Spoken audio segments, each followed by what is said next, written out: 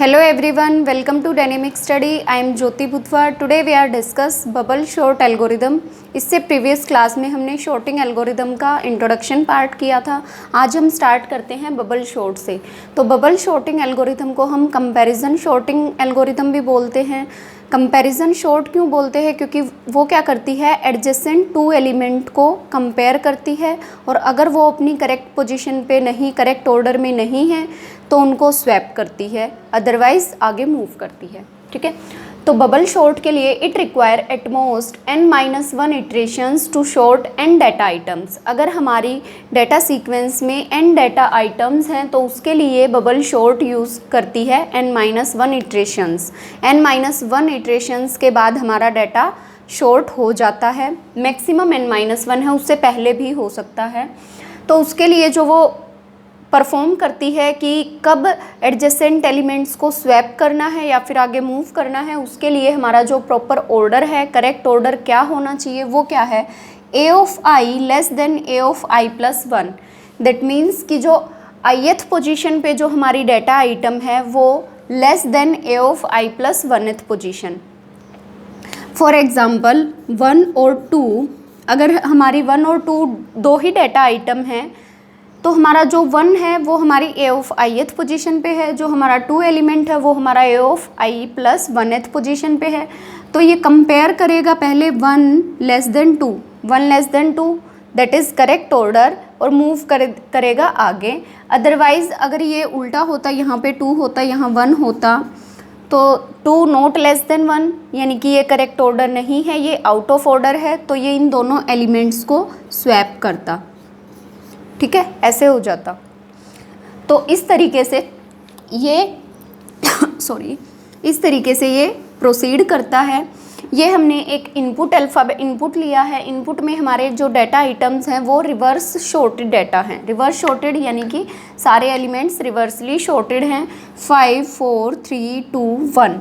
अब इस data items में डाटा सीक्वेंस के अंदर हमारे पास 5 डाटा एलिमेंट्स हैं, तो हमें मैक्सिमम कितने नंबर ऑफ़ इटरेशंस रिक्वायर होंगी इस पर्टिकुलर डाटा आइटम को शॉर्ट करने के लिए। तो 5 डाटा आइटम हैं तो हमें n-1 यानी कि 5-1 4 इटरेशंस में हमारा डाटा कम्प्लीटली शॉर्टेड हो जाएगा।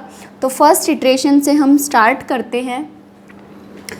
ये हमारी फर्स्ट इटरेशन है। फर्स्ट इटरेशन में उस टाइम पे हमारी जो इनपुट सीक्वेंस है वो एज इट इज़ जो हमें इनपुट गिवन है वो होगी 3 2 1।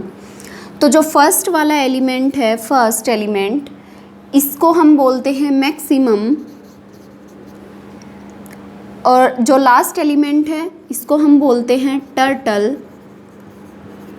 और इसको हम रैबिट भी बोलते हैं। कई जगह, कई बुक्स या एग्जाम्पल्स में लिखा मिलता है ये रैबिट है, ये टर्टल है। तो जो फर्स्ट वाला एलिमेंट है वो कंपेयर करेगा अपने नेक्स्ट वाले एलिमेंट से। अगर करेक्ट पोजीशन पे है तो ठीक है, अदरवाइज स्वैप करेगा। और ऐसे करते करते जो फर्स्ट एलिमेंट है वो सबसे पहले अपनी करेक्ट पोजीशन पे पहुंच जाएगा। तो 5 कंपेयर करेगा नेक्स्ट आइटम से, डाटा आइटम से, 4 से। 5 इज़ नॉट लेस देन 4। अगर हमारा जो कंडीशन है वो आउट ऑफ ऑर्डर है यानी कि इनकरेक्ट ऑर्डर है तो क्या करेगा, स्वैप देम। तो इन दोनों डाटा आइटम्स को स्वैप करेगा यानी कि 4 5 3 2 1। अब ये हमारी सीक्वेंस है।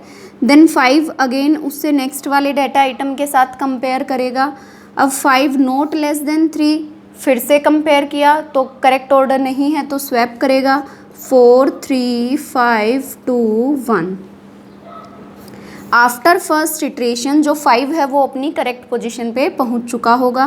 देन 5 कंपेयर करेगा 2 से, छोटा नहीं है तो स्वैप करेगा 4 3 2 5 1।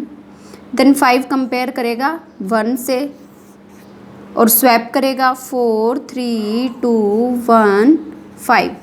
अब हमारी फर्स्ट इटरेशन कंप्लीट हो चुकी है और after first iteration last element will reach its correct position. Move करते हैं नेक्स्ट इटरेशन पे, और जो सेकंड इटरेशन होगी उसके लिए जो हमारी लास्ट इटरेशन की आउटपुट आई है वो हमारी यहाँ पे एज ए इनपुट होगी। तो क्या है, 4 3 2 1 5। अब फिर से हम स्टार्टिंग एलिमेंट से स्टार्ट करेंगे और one by one adjacent elements को कंपेयर करेंगे एंड देन मूव करेंगे। तो 4 को कंपेयर किया 3 से, करेक्ट ऑर्डर नहीं है तो स्वैप किया, 3 4 2 1 5, देन 4 यहाँ पे आ गया। देन 4 को कंपेयर किया 2 से, करेक्ट ऑर्डर नहीं है, अगेन स्वैप किया, 3 2 4 1 5, देन 4 को कंपेयर किया 1 से, फिर से करेक्ट ऑर्डर नहीं है तो स्वैप करेगा 3 2 1 4 5। आफ्टर सेकंड इटरेशन हमारे लास्ट के 2 एलिमेंट्स अपनी करेक्ट पोजीशन पे पहुंच गए हैं। अब हम मूव करते हैं थर्ड इटरेशन पे। तो थर्ड इटरेशन के लिए हमारी एज ए इनपुट क्या है, 3 2 1 4 5। अब फर्स्ट एलिमेंट से फिर से स्टार्ट करेगा और कंपेयर करेगा अपने एडजेसेंट एलिमेंट से। 3 को कंपेयर किया 2 से, करेक्ट ऑर्डर नहीं है तो स्वैप करेगा, 2 3 1 4 5, देन 3 को कंपेयर करेगा 1 से, करेक्ट ऑर्डर नहीं है, फिर से स्वैप करेगा, 2 1 3 4 5। आफ्टर थर्ड इटरेशन, यहाँ पे हमारी थर्ड इटरेशन कंप्लीट हो चुके हैं। आफ्टर थर्ड इटरेशन हमारे लास्ट 3 एलिमेंट्स अपनी करेक्ट पोजीशन पे पहुँच गए हैं। मूव करते हैं फोर्थ इटरेशन पे। तो फोर्थ इटरेशन पे हमारी इनपुट क्या है, 2 1 3 4 5। 2 को कंपेयर किया 1 से, करेक्ट ऑर्डर नहीं है तो स्वैप करेगा, यानी कि 1 2 3 4 5। अब हमारा डाटा ऑलरेडी शॉर्टेड हो चुका है आफ्टर फोर्थ इटरेशन 1 2 3 4 5। अब हम अगर ये तो था हमारा प्रोसेस बबल शॉर्ट का कि बबल शॉर्ट कैसे वर्क करती है। अब अगर इसके लिए हमें वर्स्ट केस के लिए हमारी टाइम कॉम्प्लेक्सिटी निकालनी है तो टाइम कॉम्प्लेक्सिटी क्या होती है, टोटल नंबर ऑफ स्वैप और टोटल नंबर ऑफ कंपैरिजन, यानी कि जो हमने ऑपरेटर्स अप्लाई किए हैं, ऑपरेशंस यूज़ किए हैं, उनकी टोटल कॉस्ट जो होगी वही हमारी टोटल कॉस्ट होगी। तो जो फर्स्ट इटरेशन थी, फर्स्ट इटरेशन के लिए हमारे पास कितने टोटल नंबर ऑफ कंपैरिजन और कितने नंबर ऑफ स्वैप हुए हैं।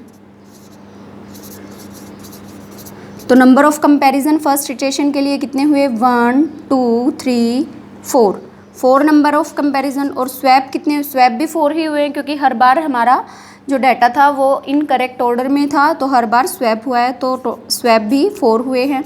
हमारे डाटा आइटम्स कितने थे, टोटल 5, यानी कि फर्स्ट इटरेशन में n-1 नंबर ऑफ कंपैरिजन हुए और n-1 नंबर ऑफ स्वैप हुए हैं। देन हम अगर बात करते सेकेंड इटरेशन पे तो यहाँ पे नंबर ऑफ कंपैरिजन और नंबर ऑफ स्वैप कितने हुए हैं। तो number of comparison 1 2 3। After 3 comparison हमारी लास्ट के 2 एलिमेंट सेकेंड इटरेशन में अपनी करेक्ट पोजीशन पे पहुंच गए थे। स्वैप भी कितने हुए हैं, 3, क्योंकि 3 बार कंपेयर किया, तीनों बार आउट ऑफ इनकरेक्ट ऑर्डर था तो तीनों बार स्वैप हुआ है। देन थर्ड इटरेशन में नंबर ऑफ कंपैरिजन 1 2 और नंबर ऑफ स्वैप भी 2 हुए हैं। इसको हम बोल सकते हैं यानी कि n-2 number of comparison and n-2 number of swap. इसको n-3 number of comparison and n-3 number of swap operation. और this one is the last iteration यानी कि n-1th इटरेशन। तो n-1th इटरेशन के लिए नंबर ऑफ कंपैरिजन और number of swap हमारे कितने हुए, यहाँ पे 1 1, यानी कि फर्स्ट इटरेशन में n-1 number of comparison, n-1 number of swap. Second iteration में n-2 number of comparison and swap, and up to n-1th इटरेशन 1 कंपैरिजन 1 स्वैप। तो जो हमारी टोटल कॉस्ट होगी वो क्या होगी, इसको इरेज कर लेते हैं।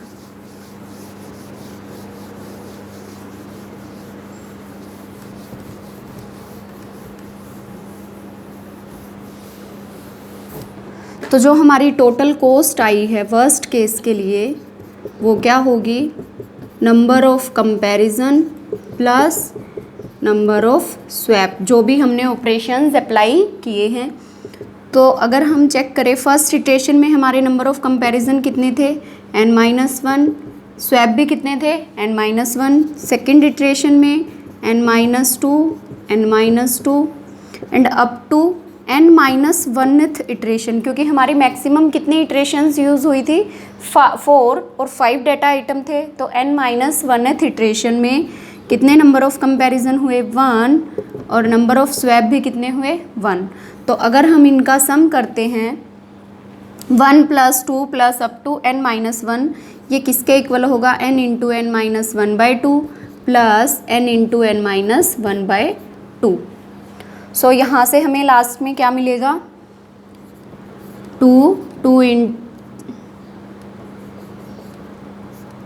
2 एलसीएम ले लिया, सो n × n-1 plus n × n-1, सो ये 2 टाइम्स हो गया, 2n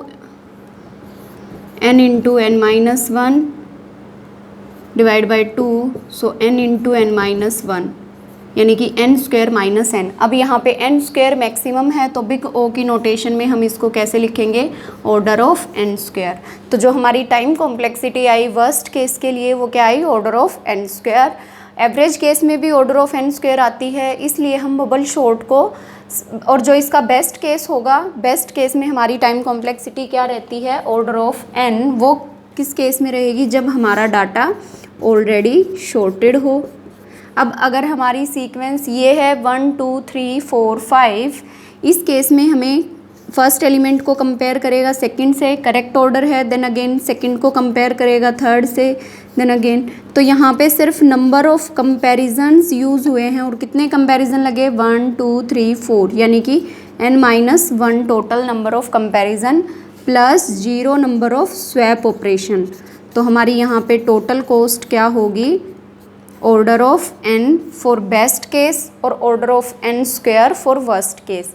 इसलिए हम बबल शॉर्ट को सिर्फ छोटे डाटा एलिमेंट्स, छोटे डाटा सेट के लिए ही यूज़ करते हैं। अगर हमारा बड़ा डाटा सेट होगा तो हमारी टाइम कॉम्प्लेक्सिटी ज़्यादा होगी, इसको हम यूज़ नहीं करते बड़े डाटा एलिमेंट्स के लिए। सो आई थिंक ये था बबल शॉर्ट से रिगार्डिंग। अगर इसमें आपको कोई भी क्वेरी है तो आप कमेंट सेक्शन में कमेंट करके पूछ सकते हैं। नेक्स्ट क्लास में करते हैं नेक्स्ट शॉर्टिंग एल्गोरिदम को, सिलेक्शन शॉर्ट को। तब तक के लिए thank you, all the best for your future. अगर वीडियो पसंद आई है तो वीडियो को लाइक एंड शेयर करना ना भूलें। All the best for your future.